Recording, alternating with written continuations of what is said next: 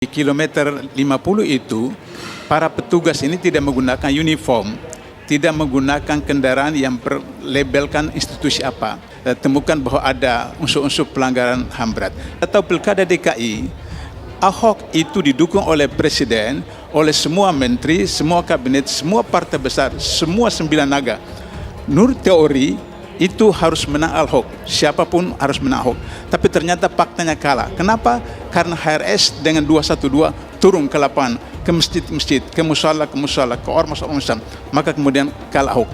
Jadi ini persoalan awal sebenarnya. Sehingga kemudian bagaimana agar supaya direkayasa sehingga HRS dan orang-orangnya dinistakan, depolitisasi dan kemudian dipersekusi sampai kemudian beliau harus hijrah ke Malaysia.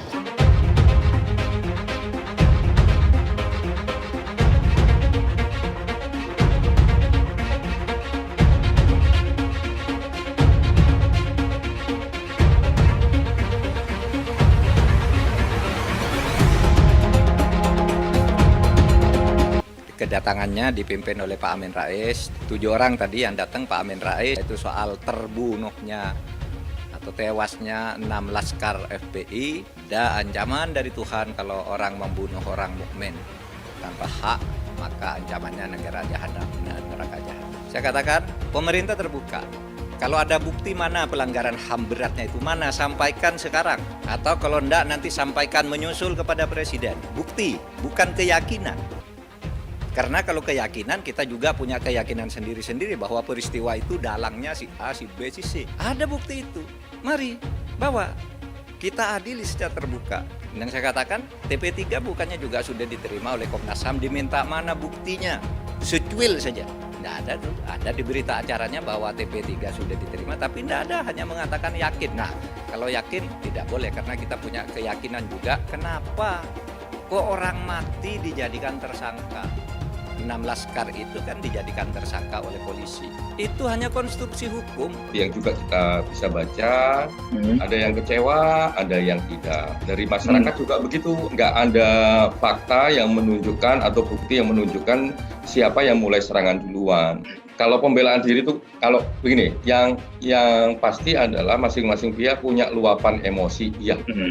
Nah, apakah ini pembelaan diri ataukah tidak, khususnya yang 4 orang tersebut yang meninggal, nah itu biarkanlah pengadilan yang akan mengujinya, apakah itu pembelaan diri ataukah tidak. Sampai terakhir pun, yang teman-teman FPI masih menolak bahwa mereka tidak memiliki senjata dan tidak menggunakan senjata.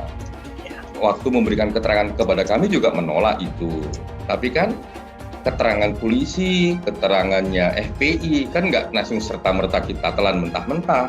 Ya. Makanya kita uji dengan sesuatu yang sifatnya saintifik, terus juga kita uji dengan temuan-temuan Komnas HAM. Belum pernah ada peristiwa Maulid Nabi dibawa ke ranah hukum pidana. Begitu. Jadi kalau umpamanya Maulid Nabi itu berkerumun, melanggar PSBB, ya cukup didenda administrasi atau dibubarkan. Kami melaksanakan penetapan tersangka itu sesuai dengan ketentuan aturan yang baku yang telah ada. Pertama, Polri menghargai ya, hasil investigasi dan rekomendasi dari Komnas HAM. Wanti-wanti saya pada Pak Jokowi, kamu jangan biadab. Jadi saudara Jokowi, ya hati-hati ya Mahfud, urusnya langsung kepada Allah. Tentu sedih ya. Negara punya tugas membina, bukan membinasakan ormas. Dan laskar milik bukan dibayar, tapi mau sendiri untuk berjuang di jalan Allah. Satu komando di BHRS. Takbir. Allahu Akbar. Jangan sombong sama pangkat. Hei Jokowi, jangan sombong sama pangkat. Hei Megawati, jangan sombong sama pangkat dan jabatanmu. Di atas kalian ada Allah. Ya herat dipites kayak kucu sama Allah. Ditangkap, diborgo, di penjara. Memberikan edukasi agar masyarakat di sekitarnya tidak terpapar baik itu radikalisme yang akan berdampak kepada intoleransi dan radikalisme. Nabi Muhammad dulu juga bukan cuma dakwah ya, beliau juga dagang gitu loh. Mengerti tentang saham, wah ini anak S2 kalah ini. Saya kira itu yang paling penting gitu, ngerti gimana trading saham. Apalagi di saham lagi bullish, orang biasa pun jadi pinter semua sekarang. Karena pasti cuan ini. Hai semua, dengan saya Jonas Leong. Terima kasih banyak buat kalian penonton setia yang selalu menonton di channel ini. Saya secara personal sangat menghargai waktu kalian. Dan saya sudah menganggap kalian sebagai family karena kalian selalu support di channel ini. Bagi kalian yang selalu menuliskan opini kalian di kolom komen, saya baca komen kalian satu persatu. Saya baca komen kalian untuk mengetahui opini kalian, tanggapan kalian, dan masukan kalian sangat berguna untuk video selanjutnya. Terima kasih banyak buat kalian yang selalu menekan tombol like di awal video. Video seperti ini membutuhkan waktu dan juga research. Dan ini semua gratis untuk kalian. Jadi pastikan kalian menekan tombol like-nya, supaya saya mengetahui kalian menyukai konten yang saya bagikan. Buat kalian yang ingin mencoba bermain saham, silahkan tekan link di kolom deskripsi. Thank you. Selamat menonton guys, enjoy! Agar supaya kasus pelanggaran atau kasus pembunuhan 6 warga sipil di kilometer 50 tol Jakarta Cikampek itu dilaksanakan secara terbuka, transparan, dan adil. Yang kedua, kami minta agar supaya tidak diadili di pengadilan biasa, tapi pengadilan HAM, karena dalam penyelidikan kami, dalam mengeksplorasi persoalan ini dengan semua saksi-saksi termasuk keluarga dari korban, maka kami temukan bahwa sudah ada unsur-unsur pelanggaran HAM berat. Saya ini 8 tahun di KPK, jadi saya mengerti hukum, bagaimana proses dilakukan itu. Misalnya, sebelum penyelidikan menurut KUHAP ada full bucket untuk mendapat bahan keterangan untuk kemudian penyelidikan. Penyelidikan itu menurut KUHAP adalah untuk menentukan ada peristiwa pidana atau tidak. Kalau sudah ada, maka kemudian penyidikan untuk menentukan tersangka. Nah, di kilometer 50 itu, para petugas ini tidak menggunakan uniform, tidak menggunakan kendaraan yang berlabelkan institusi apa. Sementara mereka ini mengawal pemimpin mereka. Maka menurut logika orang awam, jika ada orang dari datang untuk menyabot atau menyalip apa, berarti ini penjahat, ini perampok. Sehingga demikian mereka harus melakukan perlawanan. Kecuali mereka datang menggunakan uniform, tanda-tanda jelas pemerintah, maka kemudian itu dianggap pelanggaran. Nah, sehingga dengan begitu, maka kemudian kami temukan bahwa ada unsur-unsur pelanggaran HAM berat. Tapi ini kan kita lihat dari teori atau dasar atau prinsip HAM berat itu ada terstruktur, sistematik, dan masif. Kita lihat bahwa persoalan ini dimulai dari Pilkada DKI. Menurut kami mulai dari Pilkada DKI. Kita tahu Pilkada DKI, Ahok itu didukung oleh Presiden, oleh semua menteri, semua kabinet, semua partai besar, semua 9 naga. Menurut teori, itu harus menang Ahok, siapapun harus menang Ahok. Tapi ternyata faktanya kalah. Kenapa? Karena HRS dengan 212 turun ke lapangan, ke masjid-masjid, ke musala, ke ormas-ormas, maka kemudian kalah Ahok. Jadi ini persoalan awal sebenarnya. Sehingga kemudian bagaimana agar supaya direkayasa sehingga HRS dan orang-orangnya dinistakan, depolitisasi, dan kemudian dipersekusi sampai kemudian beliau harus hijrah ke Malaysia. Nah, ketika saya bertemu dengan beliau di Mekah akhir 2019, beliau memperlihatkan kepada saya dengan teman-teman ada keterangan dari imigrasi Arab Saudi bahwa mereka mendapat tekanan dari pemerintah Indonesia agar supaya mereka tidak boleh mengizinkan HRS itu keluar dari Arab Saudi. Bahkan menurut HRS, ada dari Malaysia datang untuk memberi jaminan untuk tinggal di Malaysia sebagai warga negara khusus. Saya mau buktikan bahwa ini pelanggaran HAM berat yang disebut dengan struktur itulah mulai dari Pilkada DKI sampai kemudian ketika kemudian ada COVID-19, kemudian pertemuan di Tanah Abang, terus kemudian dikenakan sanksi 50 juta dibayar tunai, kemudian datang acara keluarga di Bogor, kemudian dibuntuti oleh petugas sampai ke kilometer 50 dan terjadi seperti itu. Okay. Jadi ini sistematis seperti itu. Kemudian bagaimana itu masif dalam 1 hari setelah FPI dibubarkan, maka kemudian akhirnya petugas-petugas tidak hanya polisi, tentara turut menurunkan baleho-baleho tidak hanya di Jakarta sampai di daerah-daerah. Itu contoh tentang bagaimana masifnya peristiwa kilometer 50 itu. Presiden Republik Indonesia yang didampingi oleh Menko Polhukam dan saya dan Mensesnek menerima 7 orang anggota TP3 yang dipimpin oleh dipimpin oleh Pak Amin Rais. 7 orang tadi yang datang, Pak Amin Rais, Pak Abdullah Hamahua, Pak Marwan Batubara, kemudian ada Kiai Muhyiddin. Dan yang 3 karena pakai masker kita nggak tahu satu persatu, tetapi ada 7 orang tadi. Intinya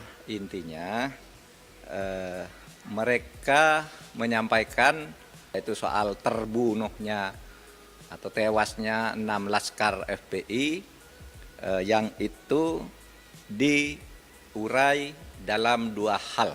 Pertama, harus ada penegakan hukum sesuai dengan ketentuan hukum, sesuai dengan perintah Tuhan bahwa hukum itu adil, dan yang kedua, ada ancaman dari Tuhan kalau orang membunuh orang mukmin tanpa hak, maka ancamannya neraka jahanam. Itu kemudian diurai. Apa yang terjadi? Pertama, 7 orang yang diwakili oleh Pak Amin Rais dan Pak Marwan Batubara tadi mereka menyatakan keyakinan terjadi pembunuhan terhadap 6 laskar FPI, dan mereka meminta ini dibawa ke Pengadilan HAM karena pelanggaran HAM berat. Itu yang disampaikan kepada Presiden. Pertemuan langsung tidak lebih atau tidak sampai 15 menit. Bicaranya pendek dan serius gitu. Hanya itu yang disampaikan oleh mereka. Bahwa mereka yakin telah terjadi pembunuhan yang dilakukan dengan cara melanggar HAM berat, bukan pelanggaran HAM biasa, sehingga 6 laskar FPI itu meninggal. Lalu Presiden menyatakan bahwa minta Komnas HAM bekerja dengan penuh independen dan menyampaikan kepada Presiden apa yang sebenarnya terjadi dan apa yang seharusnya dilakukan oleh pemerintah. Dan Komnas HAM itu sudah memberikan laporan dan 4 rekomendasi. 4 rekomendasi itu sepenuhnya sudah disampaikan kepada Presiden agar diproses secara transparan. Yang terjadi di Cikampek, tol Cikampek kilometer 50 itu adalah pelanggaran HAM biasa. Pak Marwan Batubara tadi mengatakan mereka yakin 6 orang ini adalah warga negara Indonesia. Oke, kita juga yakin. Mereka adalah orang-orang yang beriman, kita juga yakin. Dan mereka juga yakin, Pak Marwan Batubara, telah terjadi pelanggaran HAM berat. Saya katakan, pemerintah terbuka. Kalau ada bukti mana pelanggaran HAM beratnya itu, mana, sampaikan sekarang. Atau kalau enggak, nanti sampaikan menyusul kepada Presiden. Bukti, bukan keyakinan. Karena kalau keyakinan, kita juga punya keyakinan sendiri-sendiri bahwa peristiwa itu dalangnya si A, si B, si C. Kalau keyakinan. Tapi Komnas HAM sudah menyelidiki sesuai dengan kewenangan undang-undang, enggak ada. Apa? Pelanggaran HAM berat itu 3 syaratnya. 1, dilakukan secara terstruktur. Itu dilakukan oleh aparat secara resmi dengan cara berjenjang. Struktur itu berjenjang. Harus targetnya bunuh 6 orang yang melakukan ini, taktiknya begini, alatnya ini, kalau terjadi ini larinya ke sini. Itu terstruktur. Sistematis. Ya, terstruktur sistematis. Juga jelas tahap-tahapnya. Perintah pengerjaan itu pelanggaran HAM berat, masif, menimbulkan korban yang meluas. Kalau ada bukti itu, mari bawa, kita adili secara terbuka. Nah, saya sampaikan begitu, tadi silahkan kami menunggu. Dan saya katakan, TP3 bukannya juga sudah diterima oleh Komnas HAM, diminta mana buktinya, secuil saja, bahwa ada terstruktur, sistematis, dan masifnya. Tidak ada tuh, ada di berita acaranya bahwa TP3 sudah diterima, tapi tidak ada, hanya mengatakan yakin. Nah, kalau yakin tidak boleh, karena kita punya keyakinan juga banyak pelakunya ini, pelakunya itu, otaknya itu dan sebagainya. Yang membiayai itu juga yakin kita, tapi kan tidak ada buktinya. Oke. Nah, akhirnya ingin saya katakan bahwa sejak peristiwa ini meletus, masyarakat sudah mulai muncul agar dibentuk TGPF, Tim Gabungan Pencari Fakta. Ada yang minta pemerintah membentuk, ada yang tidak percaya pemerintah. Jangan pemerintah, nanti itu bohong itu hasilnya. Maka waktu itu Presiden mengumumkan sesuai dengan kewenangan yang diberikan oleh undang-undang. Silakan Komnas HAM bekerja sebebas-bebasnya, panggil siapa saja yang merasa punya pendapat dan punya bukti, yang merasa punya keyakinan. Panggil, nanti sampaikan ke Presiden apa rekomendasinya. Presiden, pemerintah sama sekali tidak ikut campur, tidak pernah minta agar Komnas HAM menyimpulkan ini, menyimpulkan itu, tidak. Kita hanya menyatakan kalau pemerintah yang membentuk, lagi-lagi dituding dikooptasi, timnya orangnya pemerintah, timnya diatur oleh orang istana, timnya orang dekatnya si A, si B. Nah, oleh sebab itu kita serahkan Komnas HAM. Komnas HAM silakan nyelidiki, mau membentuk TGPF juga atas nama di bawah bendera Komnas HAM, silahkan. Mana rekomendasinya kita lakukan. Nah, itu yang kami jawab tadi. Nah, saudara, saya ingin jelaskan satu hal lagi yang juga saya jelaskan. Ada tertawaan publik semula. Ya. Masyarakat banyak yang ngejek, nyinyir gitu. Kenapa kok orang mati dijadikan tersangka? 6 laskar itu kan dijadikan tersangka oleh polisi. Itu hanya konstruksi hukum, dijadikan tersangka sehari,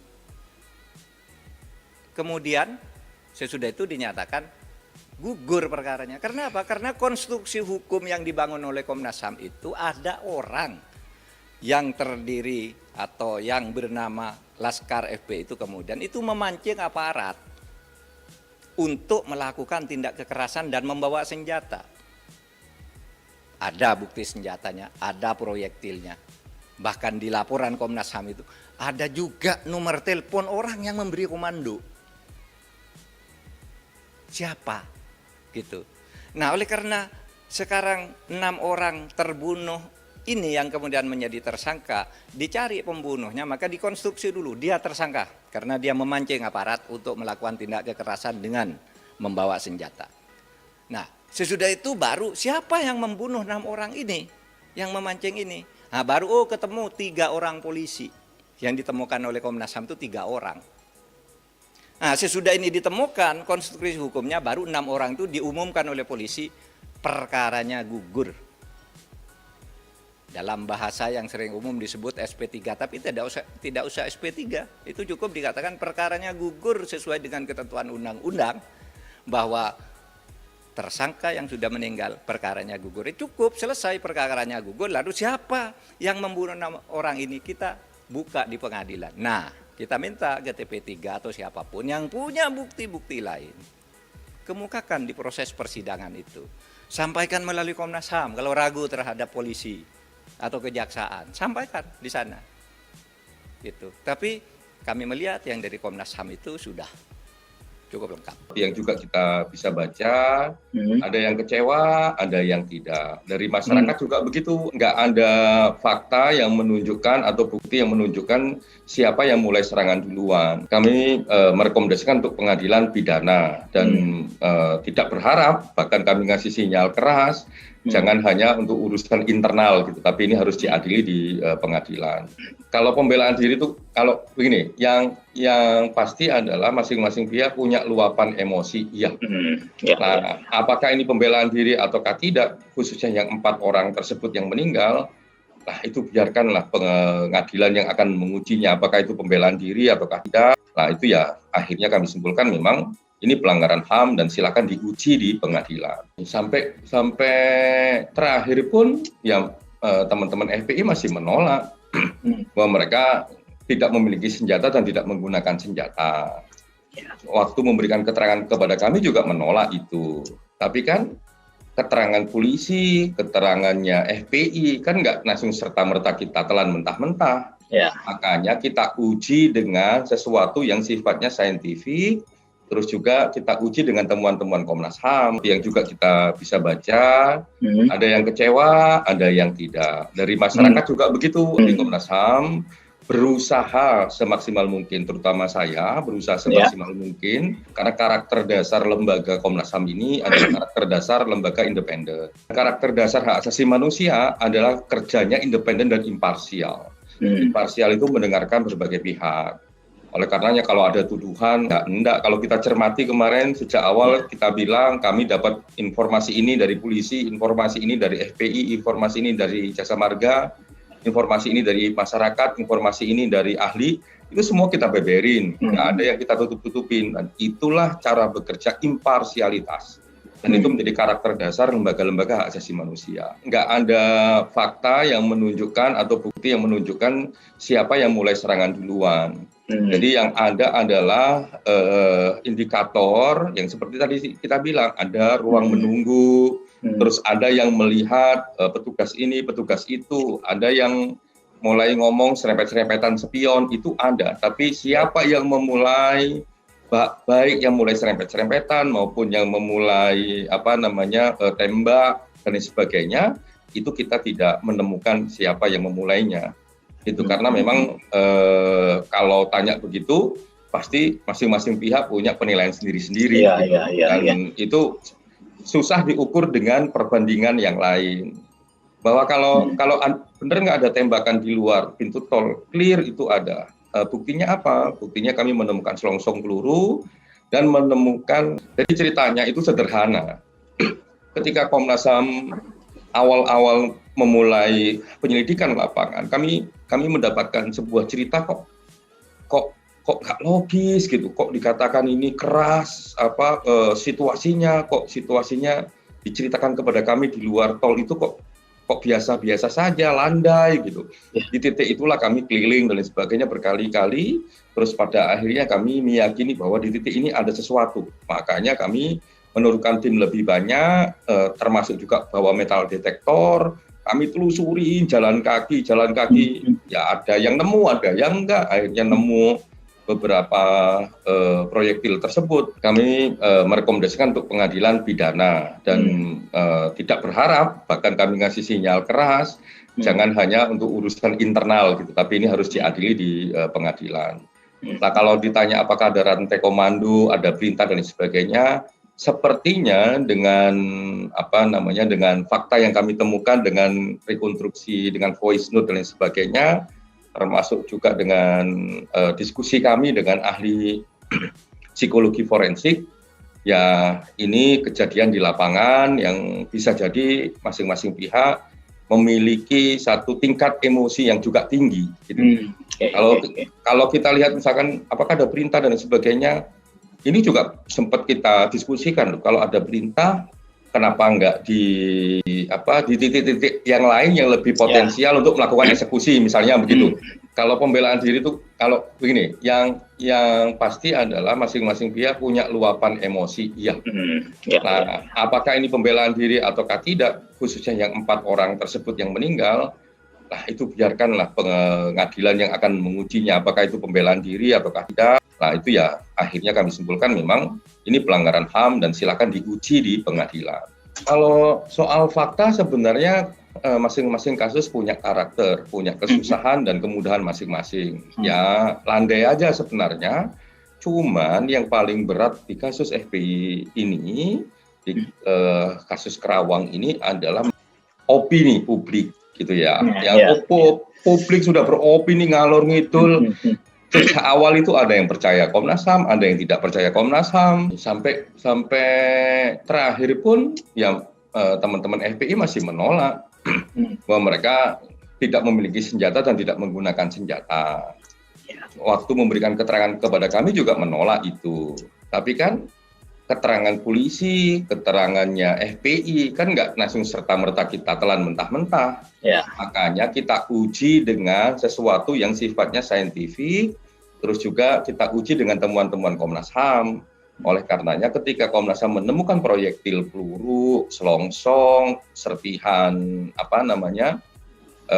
mobil, itu kita uji di Puslap 4, kita uji di sana dan lain sebagainya. Akhirnya ya kan hasilnya adalah dari sekian proyektil itu ada 2 proyektil yang identik dengan proyektil senjata rakitan gagang coklat dan gagang putih yang itu oleh kepolisian dinyatakan sebagai barangnya atau senjatanya FPI. Nah, artinya memang temuan Komnas HAM menunjukkan ada proses penembakan. Kalau soal apakah mereka terlatih dan tidak terlatih dan bagaimana karakter dan sebagainya, yang persis tahu ya mereka sendiri dan FPI, ya kan? Komnas HAM tidak tahu soal-soal begituan, tapi di voice note itu kita bisa merasakan apa sebenarnya yang terjadi. Maknanya kan dari 1400 tahun yang lalu sejarah Nabi Muhammad ini kan maulid terus, maulid Nabi. Tapi belum pernah ada peristiwa maulid Nabi dibawa ke ranah hukum pidana. Begitu. Jadi kalau umpamanya maulid Nabi itu berkerumun, melanggar PSBB, ya cukup didenda administrasi atau dibubarkan. Tapi jangan dibawa ke ranah hukum pidana. Terjadi di negara Muslim. Iya, di dunia ini belum pernah terjadi, baru Indonesia nih. Perkara maulid Nabi, kerumunan acara maulid Nabi dibawa ke ranah pidana begitu. Apakah pernah terjadi? Ya, dari zaman riwayat nabi-nabi dulu sehingga acara maulid Nabi dibawa ke ranah pidana begitu. Pertama, Polri menghargai ya hasil investigasi dan rekomendasi dari Komnas HAM. Yang pertama. Yang kedua, ini ya. Jadi Polri masih menunggu surat resmi yang nanti dikirimkan ke Polri. Ya tentunya nanti kan kita pelajari rekomendasi maupun surat itu yang masuk ke Polri. Yang ketiga, bahwa penyidik ataupun Polri dalam melakukan suatu kegiatan penyidikan, ya, suatu tindak pidana tentunya berdasarkan keterangan saksi, keterangan tersangka, barang bukti maupun petunjuk. Ya tentunya nanti semuanya harus dibuktikan di sidang pengadilan. Ya itu aja. Hai teman-teman, terima kasih banyak buat kalian yang sudah menekan tombol join atau sudah bergabung di channel YouTube Jonas Liong. Ini adalah salah satu fitur dari YouTube di mana kalian bisa mensupport channel Jonas Liong untuk lebih semangat membuat konten-konten lainnya. Apa kelebihan ketika kalian join membernya Jonas Liong? Yang pertama, kalian akan mendapatkan badge atau tanda khusus untuk kalian semua, seperti ini. Kita mulai dari new member, 1 bulan, 2 bulan, 6 bulan, 1 tahun, dan juga 2 tahun. Jadi semakin lama kalian berlangganan dengan membershipnya Jonas Liong, maka badge Anda akan berevolusi menjadi lebih bagus dan menjadi lebih baik lagi. Yang kedua, kalian bisa menggunakan banyak emoticon yang bisa Anda pakai, seperti ini. Jadi kalian bisa berekspresi menggunakan emoticon yang sudah saya sesuaikan untuk kalian semua pendukung Jonas Liong. Tentu saja ada perbedaan antara orang yang belum membership dan sudah. Dari segi tampilan nama yang di-highlight dan juga logo di samping nama ketika Anda komen.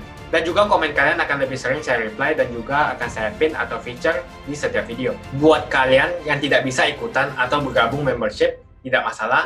Karena dengan Anda menonton dan juga subscribe channel YouTube Jonas Liong, dengan cara like dan juga komen channel YouTube Jonas Liong, itu sudah cukup untuk mensupport channel Jonas Liong. Ini adalah feature di mana kalian ingin mensupport channel YouTube Jonas Liong secara lebih lagi. Oke teman-teman, terima kasih banyak untuk support yang kalian berikan kepada channel YouTube Jonas Liong.